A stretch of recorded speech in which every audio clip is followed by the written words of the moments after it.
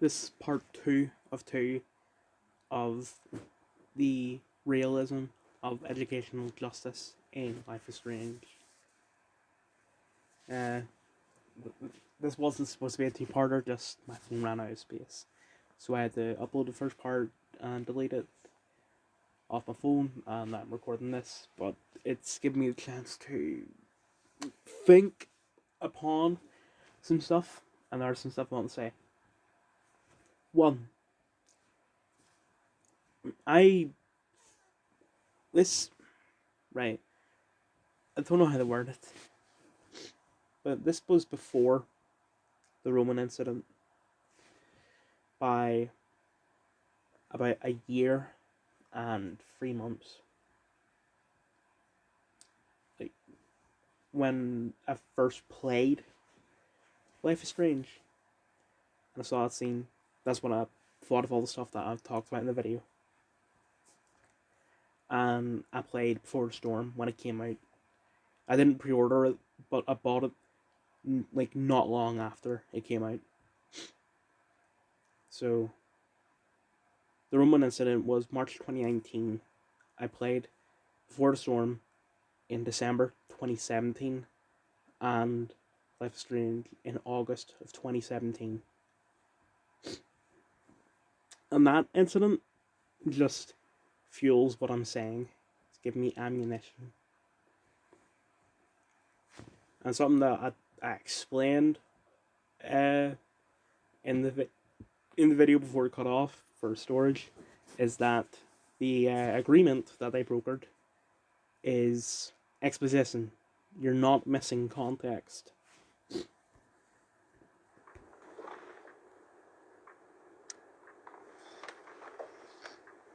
No. Let me refresh your memory. We agreed that you would rededicate yourself to becoming an exemplary Blackwell citizen. We did? In the event that you were unable or unwilling to do so, we also agreed that it would become pertinent to reassess your future status at the Academy. Despite all this, I'm going to assume that this agreement actually happened, because I don't think it's something he would lie about in front of Chloe's parents or parent. engaged in the following actions yesterday. Insubordinate language. Which results in a C3 in our school. Or a C5 if it's to a teacher directly. Attempting to sabotage the academic goals of one of our top students. That is a made-up charge. That's just him trying to fancily say peer pressure. Like if I had peer pressure the smartest guy in our school into doing whatever happened, when what the truth is that it was actually the opposite way around. Rachel, despite being one of the top students of the school, I'm about to sneeze, Rachel was the one who asked Chloe to go out to the forest. Rachel started the forest fire and all that. And it wouldn't be far-fetched to say the school knew about Rachel's true nature and covered it up to save their ass. Because it really wouldn't look good if their top student was a criminal. And obviously, I mean, they don't know that Rachel's behind the forest fire. But she could have done something before all that, before the game takes place, that the school known about and covered it up. I had a really good way of saying that, but I lost it because I'm dealing with this cold. Victoria Chase.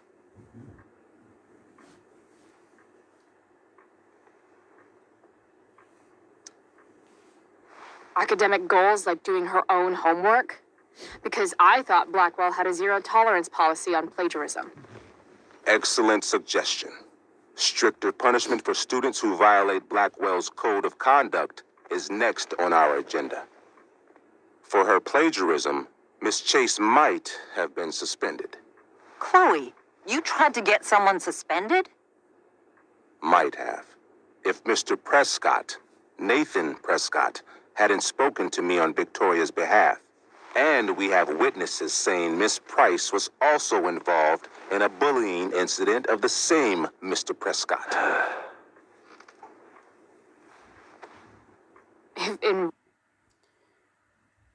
I don't remember this incident, but considering that it's Nathan goddamn Prescott, I can guarantee you that Nathan started it, but the school need to defend him because he's a rich kid.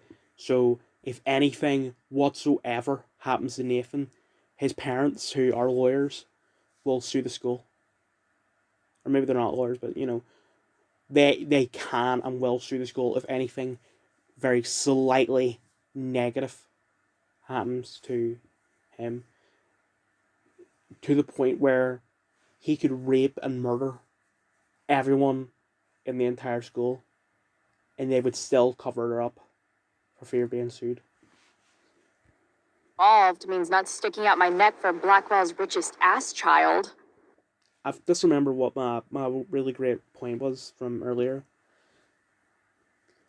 I theorized that the school knew all about Rachel's true nature, but decided to cover it up because it really wouldn't look good if their best student... I already said this, didn't I? I'm very sorry, I was trying to make a professional video, but it just didn't work out. I should really start writing scripts. I didn't realize that was a crime. Your lack of awareness does not absolve you of anything, Miss Price. Oh, Chloe. Bullying? Maybe you should be talking to Drew instead of me. You know, the guy who actually did what you're accusing me of. Mr. North. Yeah, I remember this bit. If Drew is who I think he is, what happened was that Drew is a big man who went up to Chloe and started talking crap about her. So Chloe started talking crap about him, and it was just sort of an insult fight.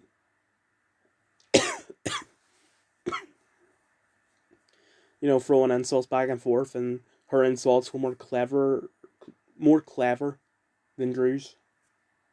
If Drew is the man I'm thinking of. The situation requires sensitivity. It will be handled separately. Why? Why does it require sensitivity?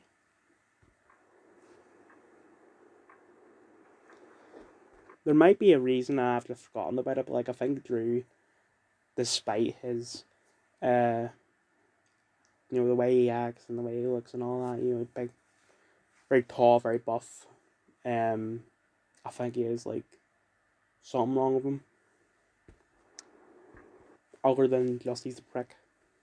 Mom, you know this is all bullshit, right? Chloe, now is not the time. And yet, even with your prodigious disciplinary record, Miss Price, we needn't discuss any of it. We needn't?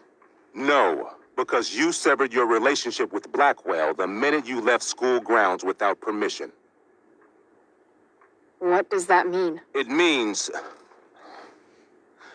you forced my hand. This is a consequence of your actions, Chloe. I have no choice. So really, what has happened here is that, from Wells' own words, the way the agreement works out is that if Chloe ends up in the principal's office anymore, she'll get suspended or expelled. But he just said that the minute that she left, it means suspension / being expelled. And I know that obviously you can't leave school grounds, but it just seems like he's stretching his words a bit to just increase his power. I made her do it. What? What? What?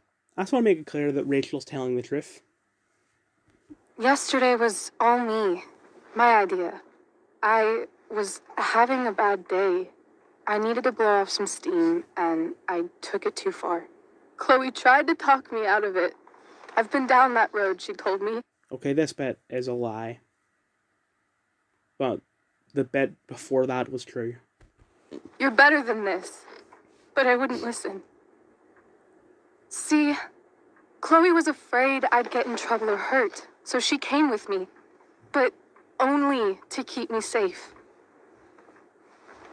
I'm just sorry you got caught up in it, Chloe. That you allowed me to drag you down to my level. Can you forgive me? Yeah, sure. We're cool. Thank you. I'll make it up to you. I promise. Chloe, is this true? It's true. Totally not true. She really is an amazing actress. I also just want to make it clear that Rachel does remind me of a certain student in our year. I'm not going to give away her name because I don't mean anything positive or anything negative to this student. But if you can work it out, okay. Miss Price,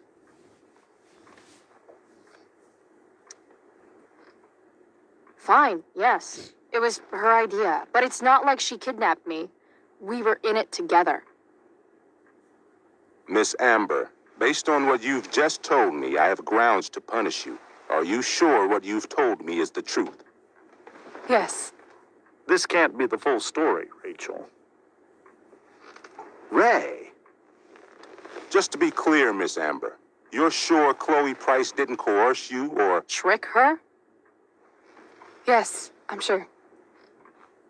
Oh, thank God. Mrs. Price, this revelation may color the situation some, but it in no way absolves your daughter. Why not? So, Rachel, let's just say that we're going off of Wells's knowledge here because he believes that what Rachel has said is true. And for that, he is punishing Chloe, but not Rachel. So, what happens is that Rachel is having a bad day, needs to blow off some steam, goes out to the woods, and all that happens. Chloe tries to stop her and realizes that she can't, so goes with her so that she doesn't get hurt. And she's getting punished for that, so let's say Chloe doesn't go with her, and Rachel ends up getting killed. You're punishing Chloe for protecting Rachel. Same way that you punished Max for protecting Beth. I understand, Mr. Wells. There is no doubt that Chloe's behavior must improve. But given what we've just learned about the negative influence she was under, I hope you will allow her just one more chance.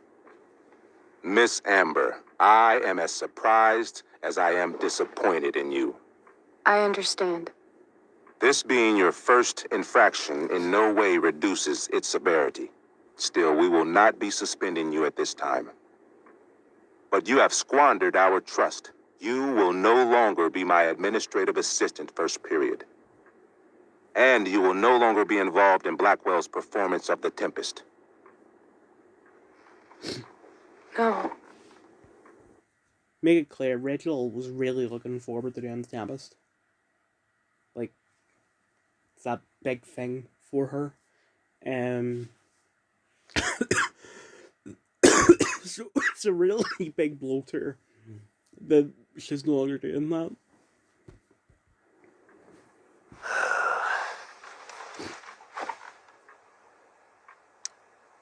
What? Are you insane? Well, the fact that the performance is tonight, so they have to hire someone else to play the character because I think Rachel's character was like the main character. So they have to hire someone else, and they have only like say, I don't know, 10 hours to memorize the entire play. Just You can't do that. Your discipline is still pending, Miss Price. Ray, she loves that show. Since this is her first infraction, don't Mr. you Amber, think, I don't tell you how to run the district attorney's office. Please don't tell me how to run my school. There's a reason we have understudies for all circumstances, accidental and deliberate. I'm sure your understudy. How fitting. Yes, I'm sure Victoria Chase will do fine. That is What such... was that, Miss Price? Chloe is upset for her friend, but we are both grateful that she is not going to be unduly blamed for what happened. There is plenty of blame to go around. Chloe's future at Blackwell will be discussed next. Unless you had something to add first, Miss Price. I just made it clear that in both my playthroughs, I took the blame. So I don't know what go along with Reginald's like. No way is Rachel missing the play for me. But thanks to her acting skills, I'll have to go down in flames if I want to fix this.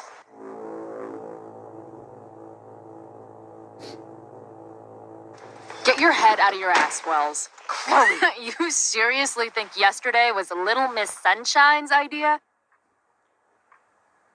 Miss Amber has accepted her responsibility.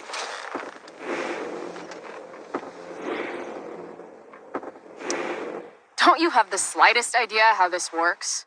You don't wake up one morning and decide to be an outlaw. You need priors. You need training. You need to be pushed over the edge by your school.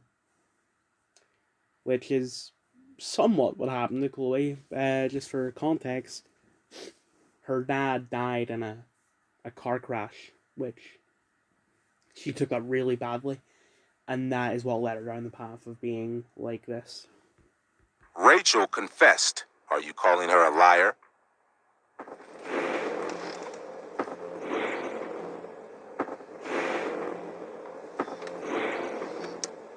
I confess to thinking she can act like a motherfucker. You just bought her crap. Hook, line, and sinker. You don't have to do this. It's okay. Really.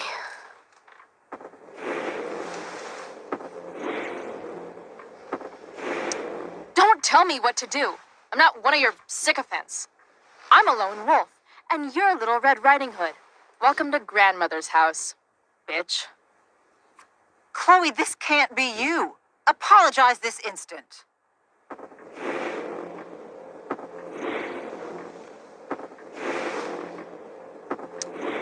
Fine.